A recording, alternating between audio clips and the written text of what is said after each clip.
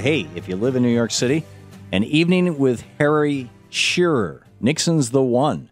It's going to be Wednesday of this week at the on the 29th at the Slipper Room, which is 1167 Orchard Street, New York City. And it's at 8 p.m. The doors open at 7. If you go to slipperroom.com, you can get information on the tickets and the information. And speaking of Harry Shearer, he's on the line with us. Harry, welcome back to the program. How does this happen, Tom? At harryshearer.com, his website, modern-day Renaissance man, comic personality, multiple voices on The Simpsons. And it's been a while since we've talked, Harry. It seems like it's been a year or more. At least. Thank you for joining us. So tell us about this Nixon's the One. You're playing Richard Nixon? Yes, I'm playing Richard Nixon, and Nixon loses. I was obsessed with Nixon growing up because I grew up in Southern California, so he was always around. And then, of course, when it became known that he had taped virtually his every waking word for 5.5 years, I was one of the people who flocked to the little warehouse outside D.C. to start listening to those tapes. And over the years, you know, as they released more and more of them, they got past the Watergate stuff and they got past the stuff that was involved in criminal trials or in hearings. And they started releasing tapes that had more and more of these just bizarre and wacky conversations. And so I called a friend of mine who's the leading American historian on the tape, Stanley Cutler. He's the guy who actually filed the lawsuit to make the tapes public in the first place on the weird grounds that we had paid for the tapes and paid for the tape recorders, so we owned the tapes. And I said, let's do a TV series about just those bizarre, grotesque, strange, unwittingly funny conversations. Wow. And so we did a 6-part series, which aired on British TV earlier this year, to what I hear were good reviews, and now it's just premiering on YouTube, free for everybody. We're releasing an episode a week, and so we're just at the beginning of the series right now. That is absolutely great. My favorite Nixon story precedes his presidency.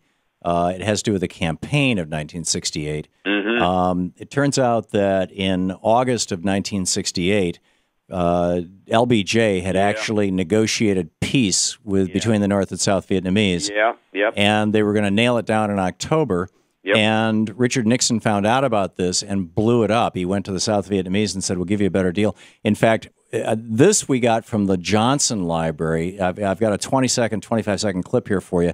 This is LBJ talking to Everett Dirksen, the head of the Senate Republicans, saying, we've got a candidate for president. I don't want to get this in the press because the American people will be horrified, but we got a candidate for president committing treason. Yep. Here it is, Harry. Here's the latest information we got. The agent says that they just talked to the boss in New Mexico. And that he says that you must hold out. Just hold on until after the election. We know what Chew is saying to them out there. Yeah. We're pretty well informed on both ends. Now, I'm reading their hand, Everett. I don't want to get this in the campaign. That's right. And they oughtn't to be doing this. This is treason. I know. And that wasn't released until 3 years ago. Yeah, the reason that the BBC ran a whole show on that tape and the succeeding tapes. The next tape they had was of LBJ calling Hoover and saying, I want you to bug Nixon. Right. The reason that LBJ did not want to make any of that public is because it would have revealed that the United States was bugging the South Vietnamese embassy. That's how when he says, I'm very well informed, that's what he meant. So that's how he was finding. I knew he was finding it out through the CIA. I didn't realize it was specifically through the South Vietnamese embassy. Yeah, they were bugging the South Vietnamese embassy. Yeah. The interesting thing about the LBJ, of course, as is obvious from that excerpt, was recording. The difference between him and Nixon is LBJ hit the record button when he wanted to keep a conversation, when he wanted to record a conversation. Nixon was such a technophobe. They didn't trust him to find or hit the record button properly, so it was voice activated. So this is the only presidency of which every waking word was captured, and that's what made it possible to get all this bizarre stuff, because no president in his right mind would have hit the record button on a lot of these conversations. Right. What are your favorite pieces of it?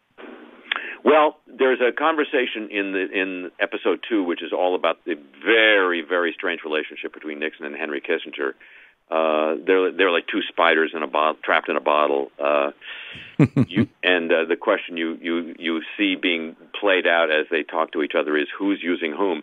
But there's one scene where it's late at night. It's about 10:30 or 11 at night, and Kissinger is reporting to Nixon again in his usual obsequious style. Kissinger's way of dealing with the fact that he knew Nixon hated Harvard professors and hated Jews, and Kissinger was both, was to be incredibly obsequious. So he's saying, this speech was great and it was the best speech you ever.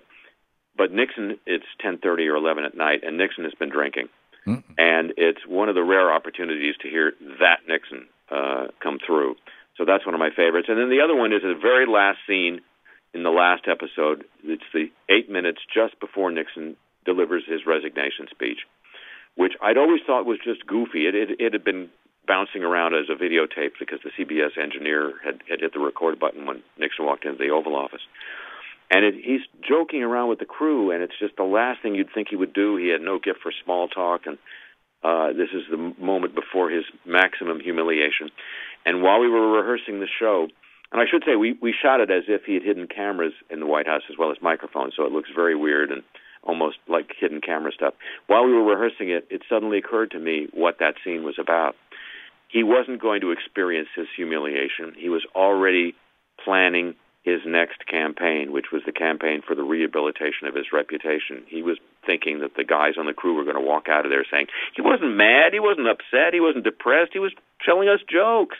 Right. So this was... He was already running the next campaign. Yeah, I mean, he'd already been through this in his attempt to run for president back in, what was it, 56, the Checker speech? It's 52, yeah. 52. Yeah, I mean, he'd already been through that, losing, being humiliated, being accused of malfeasance, taking that coat for Pat. Yeah. So that makes perfect sense. A good Republican cloth coat, as he called it. Yes.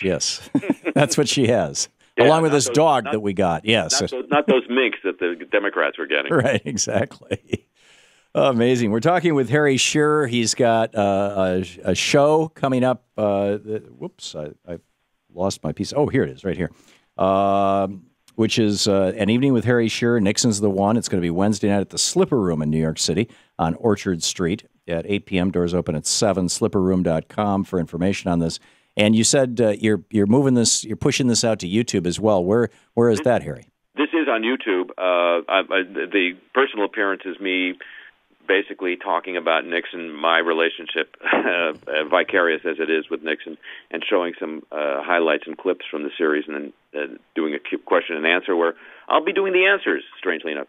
Yeah. But the series is on YouTube. All you have to do is go to youtube.com and type in Nixon's the One, Harry Shearer, and you should you get each episode as it premieres, and then all the episodes that have already screened. That's great.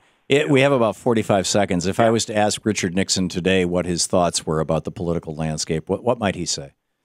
You can say what you want about my foreign policy. My domestic policy was so far to the left of this guy you got in there now, it'd make your damn head spin. Wow. True story. He started under him, OSHA and the EPA were started. The Clean Water and Clean Air Act were passed.